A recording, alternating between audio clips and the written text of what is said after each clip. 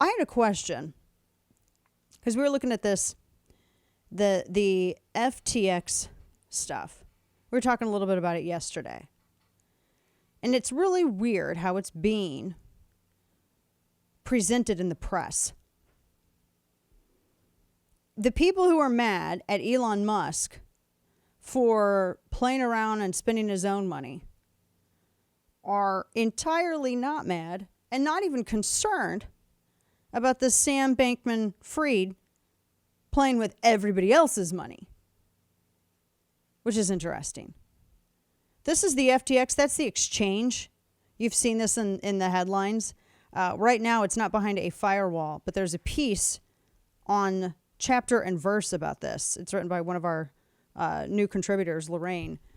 And you can go and read it right now, Why the Collapse of FTX Worries Democrats. Because a lot of people have been talking about crypto. Democrats desperately want to regulate this.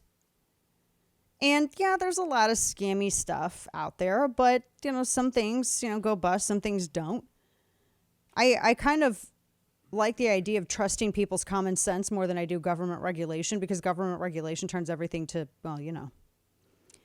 But the reason that Democrats, and Lorraine writes in this great piece, the reason why Democrats are very, very worried about this FTX story, and the reason why there was this major push, I don't know, I did see this in the very beginning when I was looking at what was trending, et cetera, in the press. There was this really big push to make this like, oh, this is a failure of crypto. Oh, cryptocurrency. This is a failure of the exchanges. This is this, that. It's because there's not enough regulation. Isn't that? And Kay noted that too. We're like, that's the push on this. That's a huge, it's kind of, can we know a little bit more about it before we just, again, just like the stuff with Poland, can we know a little bit more about this before we just assume that your narrative is true? And so more details started coming out. They call him, his name is Sam Bankman-Fried, and AKA SBF. So just so you can get all your acronyms in place. He's this investor. He was, I guess, a billionaire. He was the head of FTX, which was a cryptocurrency exchange. And there's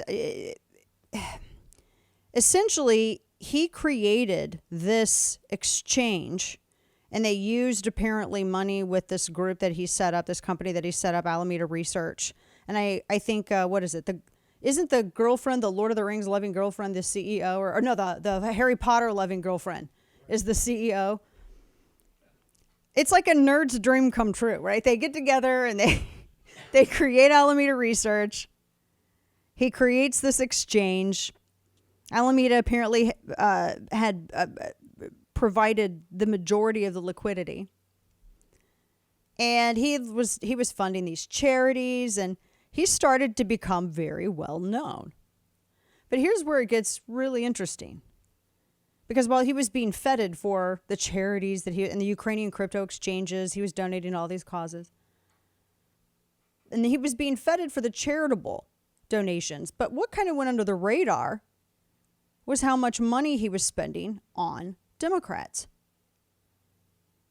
And so Lorraine, one of the new contributors over at Chapter and Verse, and you can read this over on Substack, noted that SBF, and that's his acronym, had spent about $40 million on elections, these midterms.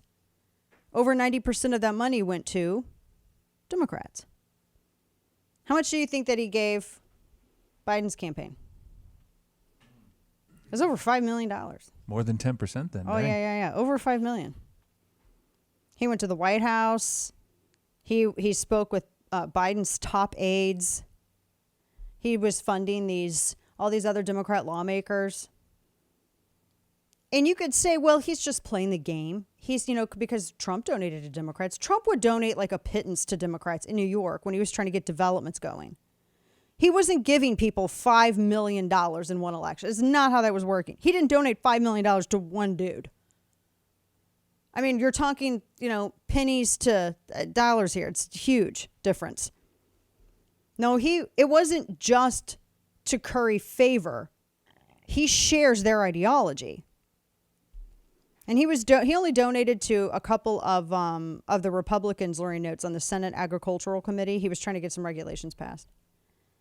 So he was really kind of trying to insulate his business with cash, buying favor.